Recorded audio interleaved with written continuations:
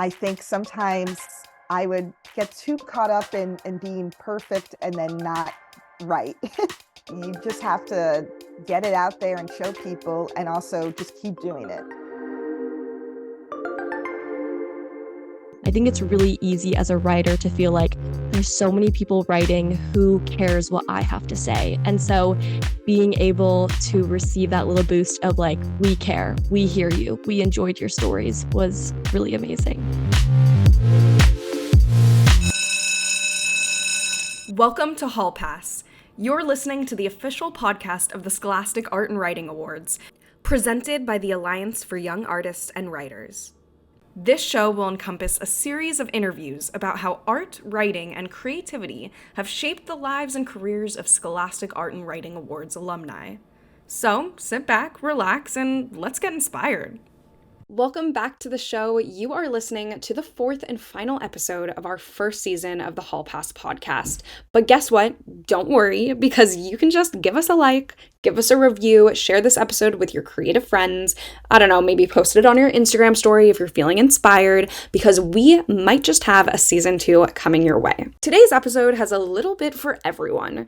We talk about fighting perfectionism and knowing when to call a project complete, taking inspiration from your creative idols, and finding your own voice in a work you admire. Before we jump into the episode, we have our quote of the day. In honor of National Poetry Month, which we've been celebrating all April long, this quote is by award-winning poet Amanda Gorman. In case you don't know who Amanda is, which I'm sure you already do, she is the youngest inaugural poet in U.S. history and a 2015-2016 Scholastic Awards Gold Key winner. She says, like a page, we are only legible when open to one another. This is from her collection of poems, Call Us What We Carry. And this quote just summarizes so much of what we've been talking about in pretty much every interview I've had this year, which really is the beauty of vulnerability in art and the connection that artists and writers share with one another. It's such a reminder that although art and writing is a solitary activity, it's really through creativity and through our project and work that we're able to learn and empathize with others, which today is more important than ever before. Our first guest today is a 1999 Scholastic Awards alumna and screenwriter, currently writing on HBO Max's Gremlins, Secrets of the Mogwai. After graduating with an M.F.A. in film from Columbia University, this guest has written for a variety of animated shows, including Nick Jr.'s Nella the Princess Knight, Apple TV's Doug Unplugs, as well as several not yet announced upcoming projects. Please sit back, relax, and welcome Sarah Nerboso. I am a writer for animated television. My first staff job was on Harvey Girls Forever, which is available still on Netflix. Great show. It's a favorite.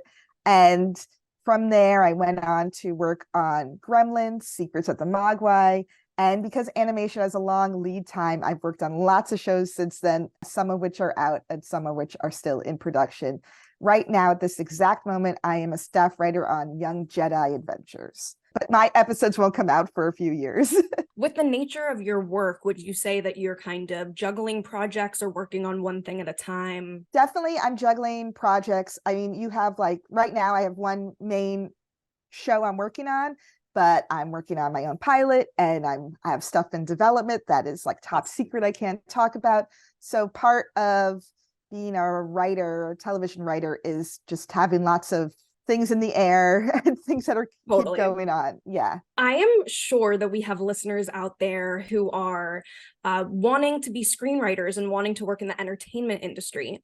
Could you kind of talk through some advice you might have for teens who are wanting to take that route that you did? One of the biggest advice I have is be open, and you never know kind of where the path will lead you. It's funny to think that 10 years ago, I didn't even know that animated shows had writers. I seriously did not know. I distinctly remember saying to a friend, oh, I wish I could write for something like Adventure Time, but I can't draw. So I guess I won't be able to do that. And then I find out that a lot of animated shows they have writers who write scripts, and it's the same process as regular live action television.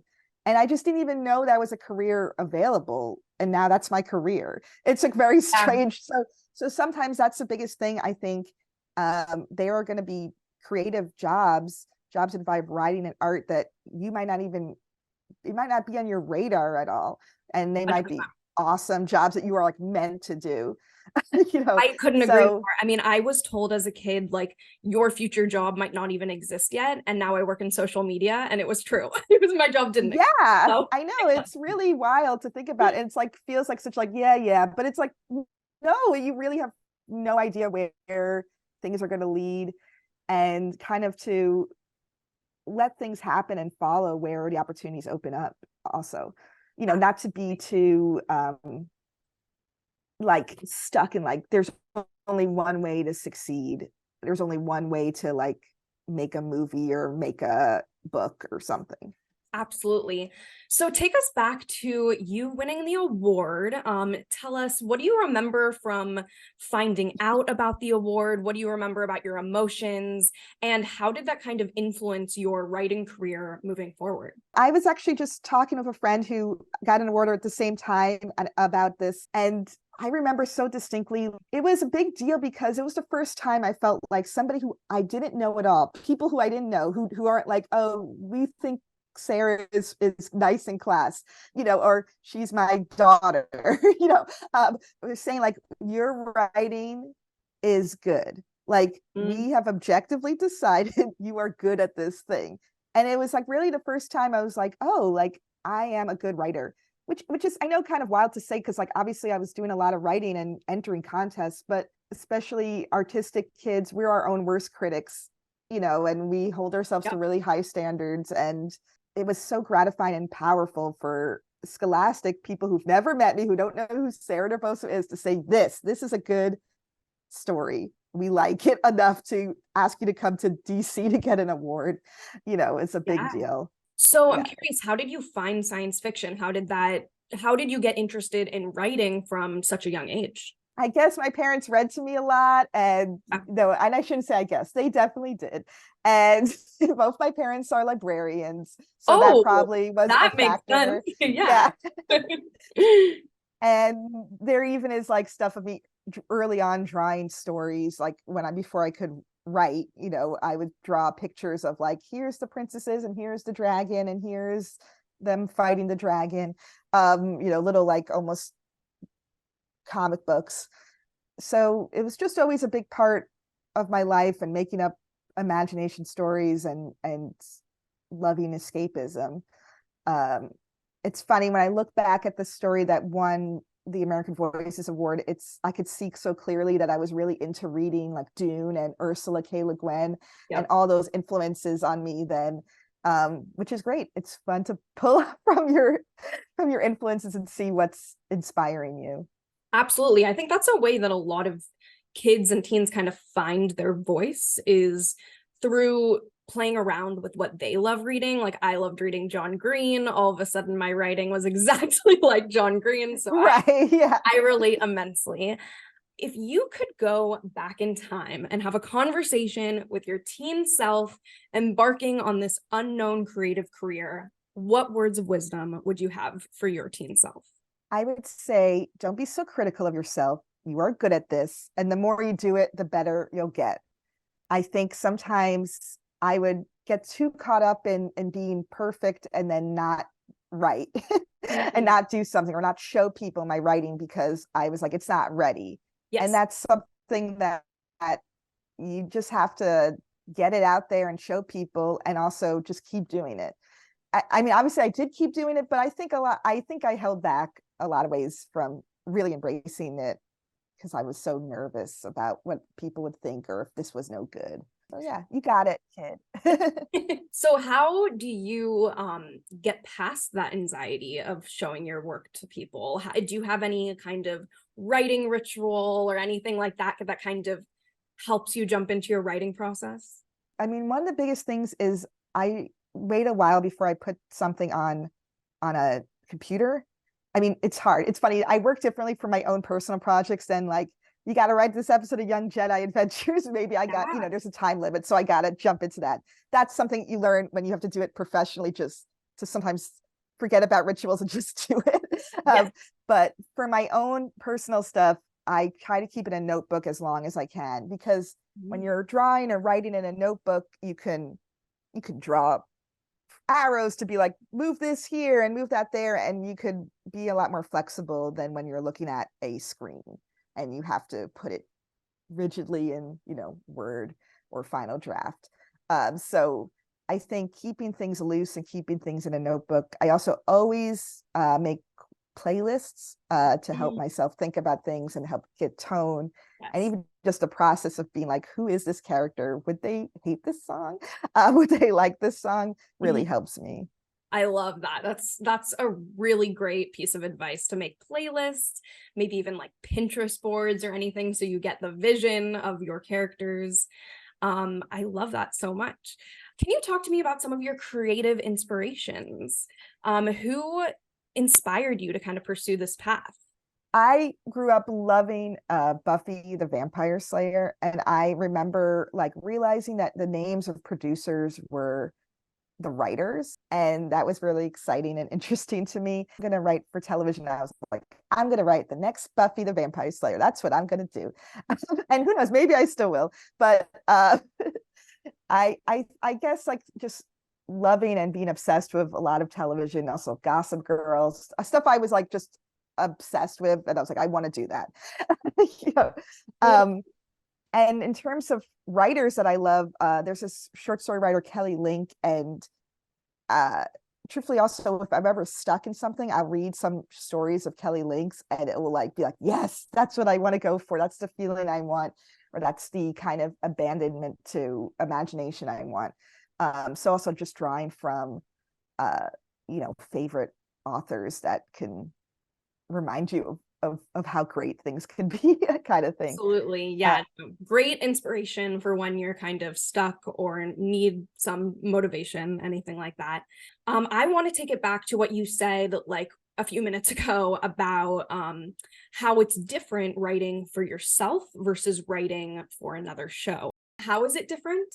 A great thing to be, if you want to write for television, it's really good to be able to mimic other people's voices and to listen, to be a good listener in terms of like, this is the style of the show, this is what we're going for. Yeah. Because when you watch an episode of, like Gremlins, we all work together to come up with the whole storyline for season 1, but you don't want to watch an episode and be like, oh, that's clearly Sarah Nerboso's episode because it's really different than the rest of the season.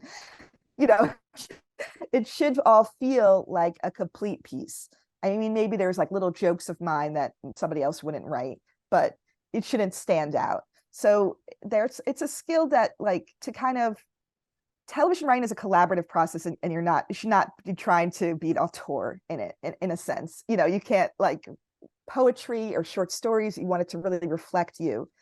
But when I write pilots, when I write writing samples, I'm trying to write something that nobody else could write, only Sarah Nerboso could write, drawing from my own experiences. So it's really unique, and people are like, oh, this is a unique voice.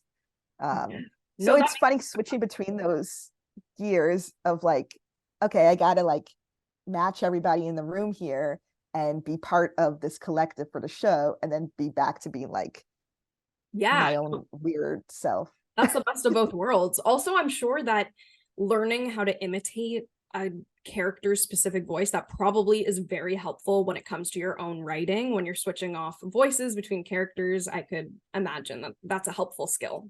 Totally. You want it to be, I mean, the best scenario is like, you write a line of dialogue and this could only be said by this character. You can't, because it shouldn't make sense. It should be like, only Riley Green could say these words. We can't just switch around who's talking.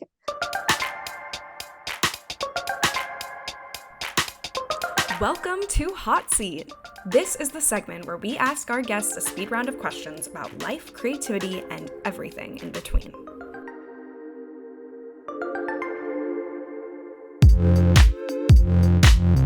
What is one tangible item that you can't live without? A pen. Do you read physical books or ebooks? I read physical books. Audiobooks or podcasts? Podcasts. What was your favorite childhood TV show? Gargoyles. If you had to pick an alternative career path, what would you choose? Director. What is your greatest strength as a writer? My greatest strength is structure. Favorite movie of all time, or at the moment? My favorite movie of all time is The Big Lebowski. I guess that's always my answer. Or Wizard of Oz. They're so similar, right? No. Collaboration or independent work? You do both, so. Yes, I love collaboration. Collaboration helps so much if you're stuck or like, what if this terrible idea? And then somebody's like, it's not a terrible idea. That's also the great thing about collaboration, is not feeling like all your ideas are terrible. Character-driven stories or plot-driven? Character-driven. And what is one career goal you hope to achieve someday in the future? I hope to be running my own show someday. Our last question is, where can our audience find you? Do you have an Instagram, Twitter, a website maybe, anything like that? Yes, I have an Instagram. I have like my professional Instagram, so you don't have to see pictures of my kid all the time. Even though she's very cute. It is called, oh my gosh, now I'm like, what is my Instagram called? It's called Nerboso, Writer of Worlds. And I'm also on Twitter as Princess Nervous, but I don't really, I'm like weaning off of Twitter. For sure. Or X or whatever. Perfect. Well, everyone go give Sarah a follow. And Sarah, thank you so much for being on the show. I know that I learned so much from you, as I'm sure our audience did as well. So thank you so much. Thanks for having me on. This next conversation is one you are absolutely going to want to save for when you are feeling like you want an extra boost of inspiration in your writing process. Next up, we have a 2022 Gold Medal Portfolio winner in writing. This talented young writer wrote a collection of works that highlighted the underlying issues and topics stirred up by the pandemic. Today, she is a student at the University of St. Thomas, studying environmental science and creative writing. Please welcome Ashley Binstock. Yes, so I am currently studying at the University of St. Thomas in St. Paul, Minnesota. So I am an out-of-state student because I'm originally from a tiny town called Wahoo, Nebraska, and I am studying environmental science with a minor in creative writing. Ooh. Yeah, I always feel like my two passions have been conservation and the environment, and then also writing. And so I wanted to do a little bit of both for sure. And honestly, the awards completely changed my college path because I would not be able to attend the college I am now without the scholarship I received. So tell me, how do you balance your creative life with your academic life? It is definitely difficult because sadly, there isn't as much overlap as I wish, but it's just all about priorities. I mean, I know that I am going to write until the day I die. I just have to. And so I just make a priority to get it done. I'm currently working on a future book outline. And so just making myself sit down and get to it and prioritizing it in my life, but also having the grace with myself to say it's okay if I don't have time right now, just doing what feels right in the moment. Absolutely. I mean, I know there's so much pressure on writers, myself included, to have a diligent process, but to go easy on yourself, that's how you produce great art. So I love hearing that. So how did you get into writing in the first place, especially from such a young age? Was there someone in your family or anything that happened at an early age that kind of drew you to reading and writing? Yeah, I mean, ever since I was 6 years old, I have loved writing. I mean, I remember rushing through all of my homework assignments, probably doing terrible on all of them, just to be able to go to our little craft corner and write stories. And for me personally, the love for writing came before my love for reading. I didn't like reading until later on in grade school. Interesting. And so it definitely started with like being able to use my imagination. I was a huge daydreamer, and so I love to put that into words. And then in the third grade, I remember my cousin showed me a Shel Silverstein book, and that was it for me. I mean, don't ask me how, but I used to roller skate and read, and I would read Shel Silverstein and memorize his poems. And then one day I just said, I could write my own poem. And I did. It was called Beach Sunday. And I showed it to my mom and I was so proud. And then as I continued to grow up in high school, I kind of fell off from writing because, people expect your answer to what do you want to be when you grow up to be more secure and reasonable. And so I stopped doing it. And then during the pandemic, when we were in lockdown, I read The Infernal Devices by Cassandra Clare, and it absolutely changed my life. I mean, she has the power to make you fall in love with characters with just one sentence. And I knew that I wanted to do that and I had to do that. And so that's kind of my story. What was the experience of winning the award like for you? How did it make you feel? How did it boost your confidence? It was an absolutely surreal experience. I mean, to be honest, I did not even know that the Scholastic Art and Writing Awards existed until right before my senior year. And so Mhm. the only time I submitted was for the portfolio and my short story. And I didn't really tell anyone about it because I was so nervous and I didn't want people to get their hopes up. And I definitely didn't think anything was going to come of it. And so when I got the regional gold and was moving on to nationals, I was so excited. And I do have to take a moment to thank all the people at Hastings College who were able to get me there. I'm forever grateful. None of this would have happened without them. And so I still remember I came back from a run one day and I got the email that I needed to Zoom with someone from New York City. And just reading that email was like really surreal for me. I was like, okay, this is crazy. And then I remember my dad and my mom, my sister were gone, but they Zoomed from afar. And then my godmother actually came out because she is my number one cheerleader. I'm so grateful for her. She Sweet. is always asking me how my writing is going, always making sure I'm still doing it. I couldn't do what I do without her. And she's actually the one person who I would send my writing to during the process because I needed someone to tell me that it wasn't abominable. And she was there for me. And so I found out that I won. And I remember I don't even know if I reacted because I was so shocked. I was just like, blank. And then having to go to school after that, like nothing had happened, was crazy. The Carnegie experience was so amazing. Just, I feel like the most important part was being able to meet so many people who are doing the exact same thing as me and want the same thing as me. I initially thought that it was going to be crazy intimidating, but it was so comfortable. It was surprisingly comfortable because we all were just creative kids who wanted our voice to be heard. And I made so many friends who I'm still in touch with today. Also, being able to meet all the amazing Scholastic executives and writers and get advice from them. It was just absolutely amazing. And as far as a boost for confidence, I mean, it definitely was. I would say the biggest boost was just getting that validation that people do want to hear my voice. I think it's really easy as a writer to feel like there's so many people writing, who cares what I have to say? And so being able to receive that little boost of like, we care, we hear you, we enjoyed your stories was really amazing. Absolutely. And so many young writers need that boost of confidence to, inspire them to think this is something I could actually do. This isn't just a crazy faraway dream. So that is really special.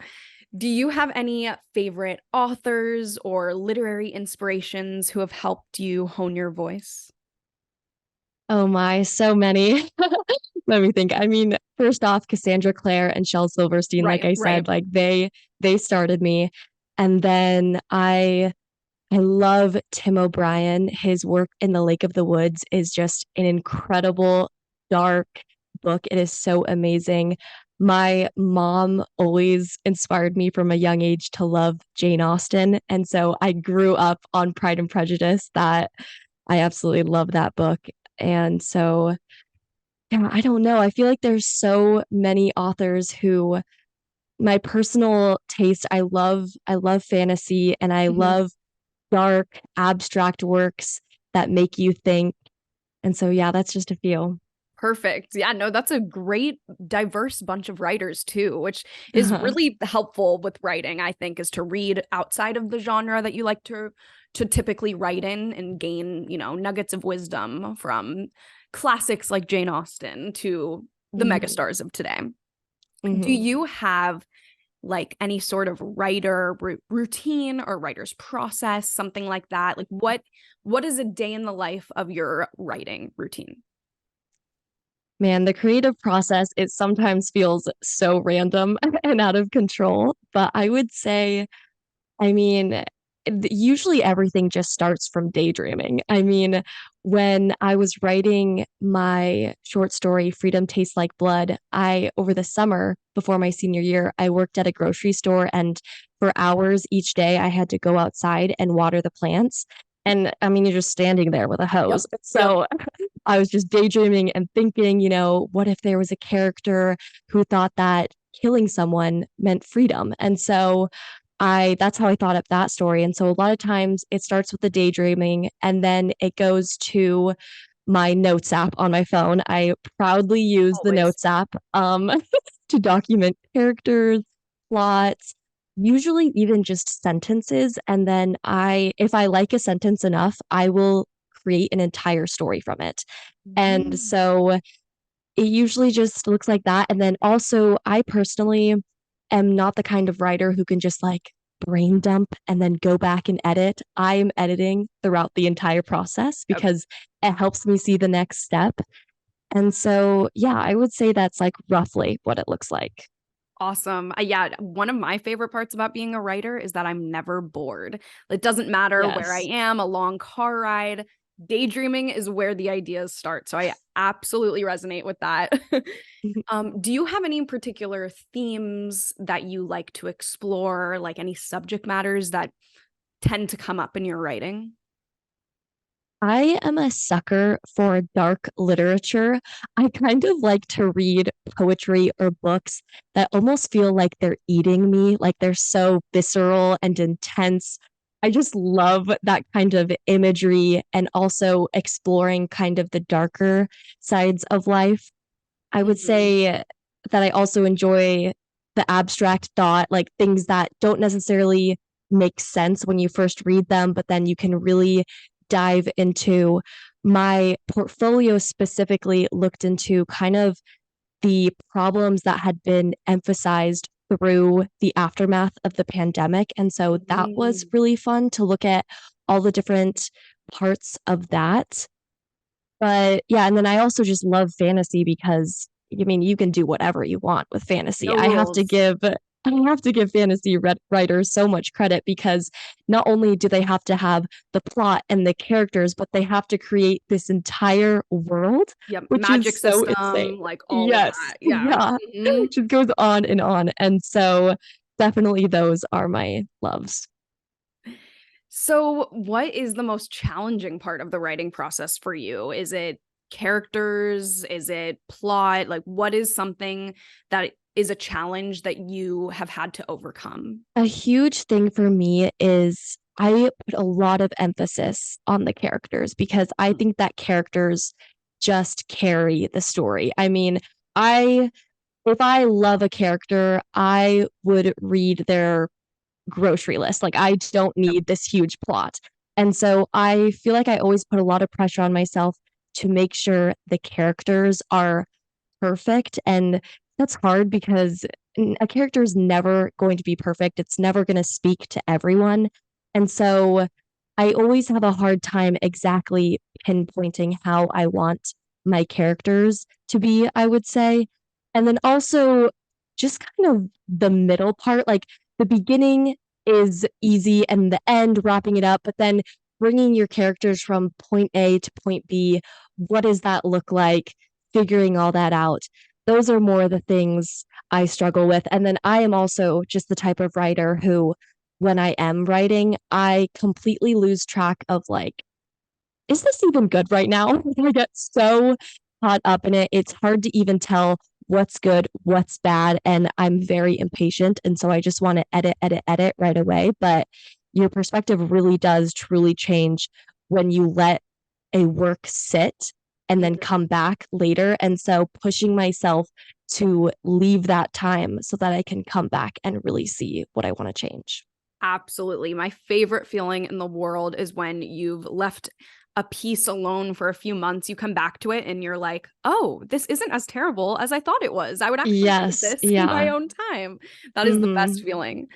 So do you have any words of wisdom for teens out there who are undecided about entering the awards, maybe a little bit fearful about sharing their writing with the world?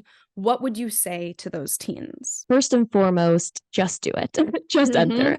Because, I mean, a case could be made that if it doesn't go well, you could lose some confidence. But if you go into the writing awards thinking, I am going to do this, and even if nothing comes of it, I will still have grown so much as a writer. You'll have an entire portfolio and you'll have had to edit and work, and you will change as a writer throughout the process. And that is so important. And I also just think that the biggest thing you can do is stay true to yourself, because when I was writing, it was very easy to get caught up and be like, will people even like this? Is this something that people will like? And I had to just remind myself that if I absolutely flop and nothing comes of this, I want to be able to look back and still be proud, because that portfolio represents who I am as a writer. And I think that is the most important thing. I mean, there's that quote by that one literary person. I don't remember if it's Kafka or who it is, but they say, don't water it down. Like, write what you want to write. And at the end, you'll be proud no matter what happens. I love that advice. That's helpful for me. I am writing that down. Yes. Thank you for sharing that.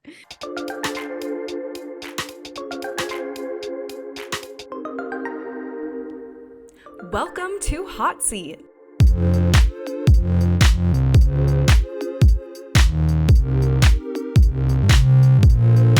Pen and paper or a computer to write? Oh, computer. My hand would get way too tired. Fiction or nonfiction, even though I kind of feel like I know the answer? Fiction. I mean, nonfiction is good too, but definitely fiction. Short stories or novels? Novels. Poetry or prose? Prose. If you could co-write a book with any author, who would it be? Oh no. There's so many. Oh my goodness. You can name a few if you'd like. Yeah, I mean, I would love to write a book with Tim O'Brien, because he is like the king of foreshadowing. I don't know how he does it, but I feel like that's always something I want to improve on, is my foreshadowing. And so maybe Tim O'Brien, Cassandra Clare, Leigh Bardugo would be cool. Oh, yeah. There's so many. Comedy or drama? Ooh, if I'm reading it, drama. But writing it, comedy? For writing too, I think I'm thinking more movies. I would rather watch a comedy movie, but if I'm reading or writing, I want the drama. What is your dream writing location? On the Oregon coast, like curled up with a good blanket and my cat, the fog rolling in off the ocean, maybe seaside beach, whatever it is, I love. What is the last book you read that you couldn't put down? Probably it was Leigh Bardugo's second book, Hellbent, in her new series. That book was really good. I enjoyed it a lot. Where do you see yourself in 20 years? I mean, hopefully I'm doing both my passions. Hopefully I've written a few novels and I'm still writing, but then I'm also working in the environment, doing the science that I love. And maybe I'm abroad, maybe I've come back. I don't know, it's so up in the air right now, but I definitely just want to be living my two passions, and somewhere preferably where there's a lot of hiking and waterfalls, and yeah, I would love that. What are you currently working on? Well, like I said, I'm currently working on a book outline. I'm very excited. It's going to be my first ever actual book. I've written some books, but I was younger and I don't know if I count them. but I'm working on the outline for that. And then I'm also working on another short story that actually takes place in Korea. And it's got this whole very sad storyline to it. And so that's currently the two things that I'm looking at. And our last question before we wrap this up is, where can people find you? Do you have an Instagram or any social media you want to share? Anything like that? Yeah, so I do have an Instagram. It is just my first name, so Ashley, period, last name, Binstock, Binstock. And I do have a Facebook. I'm sure you can look up my name on that too, but I mainly just use the Instagram. I'm not a big social media person, and so that's kind of all I have besides my lovely Pinterest, but you can look me up there. I do have some writing stuff up, so. Perfect. Well, Ashley, thank you so much for this conversation. I know I am so inspired by so many things you said, so I have no doubt that everyone out there will be inspired too. So best of luck on your writing. Thank you so much, Avery. This was amazing. For our last guest of today, I had the absolute pleasure of welcoming another 2022 Gold Medal Portfolio Award winner. With a focus in mixed media and printmaking, the theme of this guest's art centers her Asian American identity as an adoptee growing up in predominantly white spaces. Today, she is a fashion major at the Savannah College of Art and Design. Please welcome Lily Arnold. I'm currently going to SCAD, which is Savannah College of Art and Design, and I'm studying as a fashion major, which is a bit different from my portfolio because I'm mostly focused on fine arts. But I guess some relevant information about me, because I don't think you can see me, is that I am a Chinese American. So in my portfolio, I wanted to focus on my experiences and sort of just kind of the overarching Asian American experience. So was sort of my concentration or thesis that I wanted to do for all my 6 pieces. How did your awards experience, if at all, shape what you wanted to study in college? Basically, do you kind of tend to gravitate towards similar themes in your fashion work as well? Yeah, I definitely want to still focus on my identity and everything as a whole, because we do have a senior thesis, so I'm kind of planning on going more in detail into specifically my adoptee experience and everything. But I would say, even though my portfolio does seem like a very different path from what I'm doing in college, it still has elements of like crochet and embroidery, which I really want to focus on. And I still really like doing those things. And I feel like since I have more of this fine arts background, I can sort of like introduce more of a like almost a storytelling aspect to what I want to do now. Take me back to how you first fell in love with art, especially your specific medium that you entered into the awards with. What gravitated you towards that type of art, and what inspired you to be so creative at a young age? I remember actually I was like going through, because we were just moving, and so I was just going through all my yearbooks and everything. And like even in 2nd grade, one of the questions that was asked me was like, what do you want to be growing up? And I put artist, so I guess I just like always wanted to be that. But I will say I started getting into fashion. That was like a new revelation to me, and I specifically really want to get into costume design. So that was something I discovered that I liked doing more so my senior year of college. Yeah, it's kind of hard for me to narrow it down because I just use so many mediums in my portfolio. Like I said, I did embroidery and crochet, but I also did like painting and colored pencil, and I also did a lot of like lino cuts. And I don't know, I'm a very textural person, so I focus on mediums that I just aesthetically appreciate. I can't, there's not like a greater meaning to it, to be honest. I just did what I like. And I honestly wasn't really familiar with many of the mediums that I did use. So I kind of like lucked out that they turned out pretty good, I guess. That is really cool and fascinating to me, because I think that a lot of college students sometimes don't think about what all the other professions there are out there that you can use with your art ability or your writing ability. You know, it doesn't have to be the standard like work in a art gallery or anything like that. There are so many different ways to be artistic. So fashion is absolutely one of them. I love that. So, can you tell me about your experience winning the award and what that was like for you, how you felt when you found out you had gotten the award and all of that fun stuff? I remember they were sort of like sending the initial wave of like what was to come. And I remember I was just super primed to checking my email at like every single second of the day because it was that time when college applications and everything was coming out too. And so I was at work and I was in the back checking my emails and it was kind of ambiguous. It was like, congratulations. And it said something like, we want to like brief you more about what's happening. And I immediately was like set to a spiral because I'm just like a very high stress person. So even though it was like supposed to be good news, I was just extremely stressed on what exactly it meant. And so I remember when we finally got on call and I was super surprised because my entire family was there. So I guess they all knew before me, but it just kind of felt like weirdly like this weight was lifted off my shoulders when they told me like I won, and especially that I was the gold medal. It was just such an honor, and I just like immediately started crying. I truly did not know that was going to happen. That's so special. Can you tell me, did that impact your confidence at all as an artist? Yeah, it definitely did, especially because going to an art school, you face like a lot of, you're bound to like experience imposter syndrome and a lot of self-doubt. But I just kind of like having this, I guess, in my arsenal is just a reminder that I am capable and I don't need to like prove myself to anyone. So it's Yeah, helpful to like remind myself that I guess I can do art. absolutely. You absolutely can and are spectacular at it.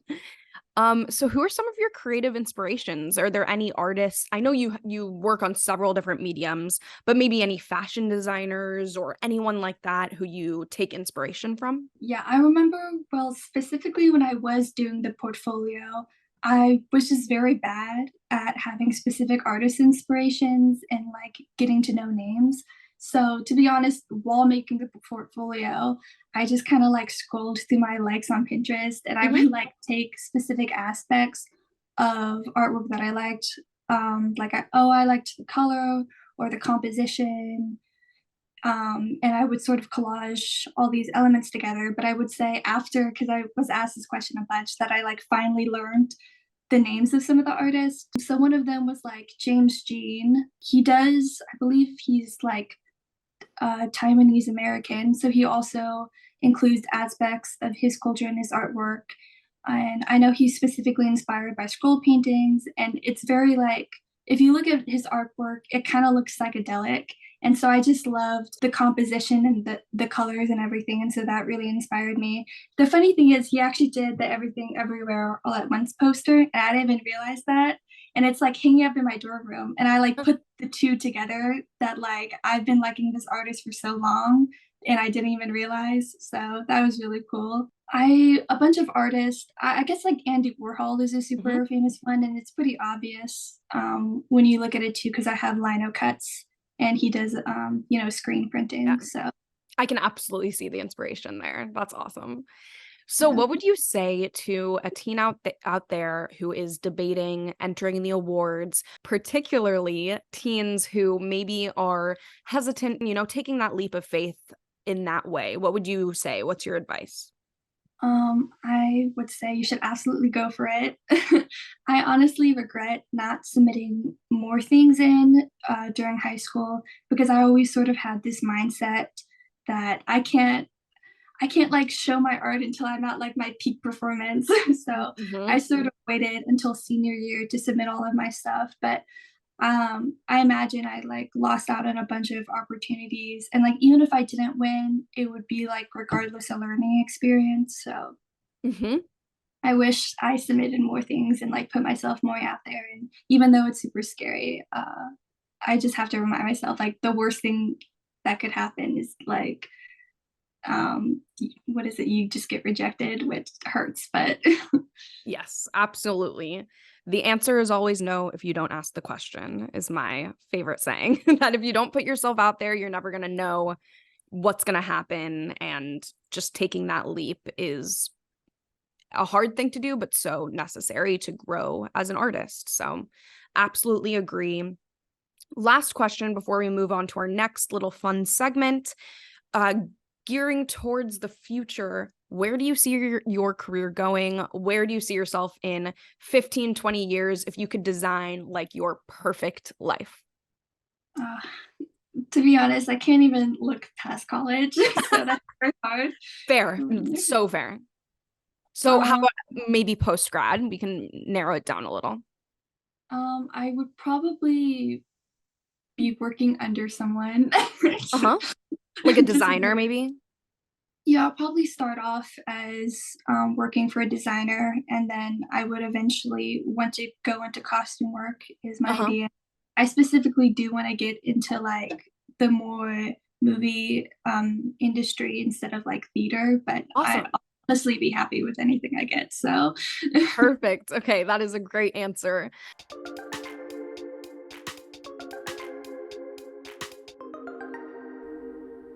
Get ready for Hot Seat.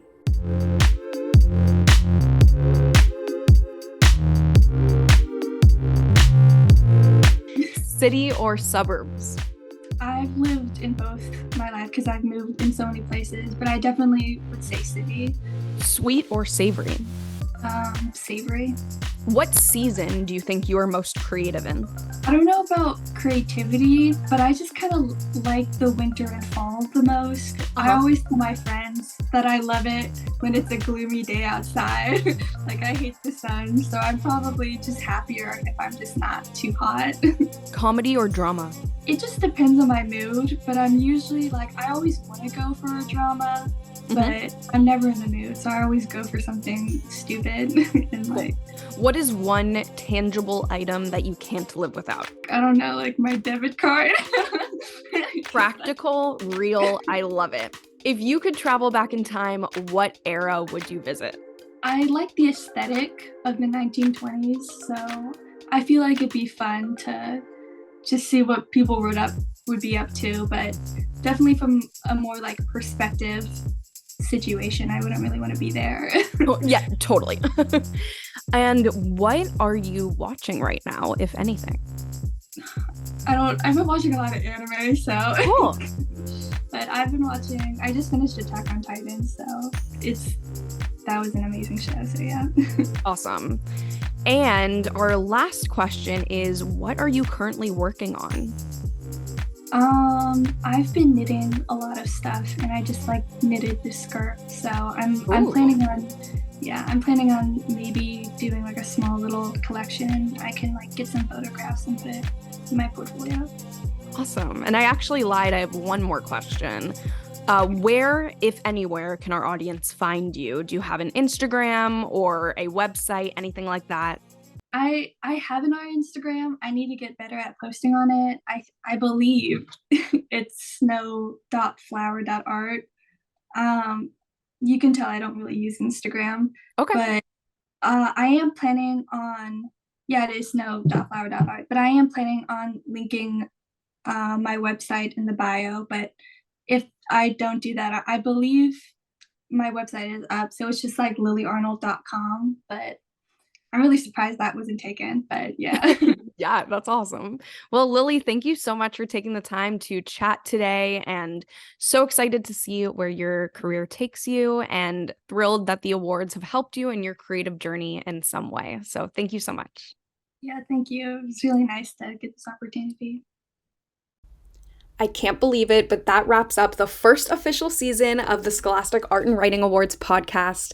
I want to thank each and every one of you for tuning in each week and supporting the Scholastic Art and Writing Awards. It seriously means the world to us, and just remember that we have a donation link in our show notes if you'd like to continue supporting the awards and the creative leaders of our future. As a little reminder, if you are a Scholastic Awards alumni interested in coming onto the show and telling us what you're up to right now, please go ahead and email us at social@artandwriting.org. Don't forget that once you win a Scholastic Award, there are plenty of opportunities to become involved with our alumni network. One of those ways involves giving us a follow on LinkedIn and at our Instagram at Art and Writing. keep writing, keep making art, and keep sharing your stories because we need each and every one of your voices. Thanks again for tuning in, and we hope to see you next season. Bye, everyone.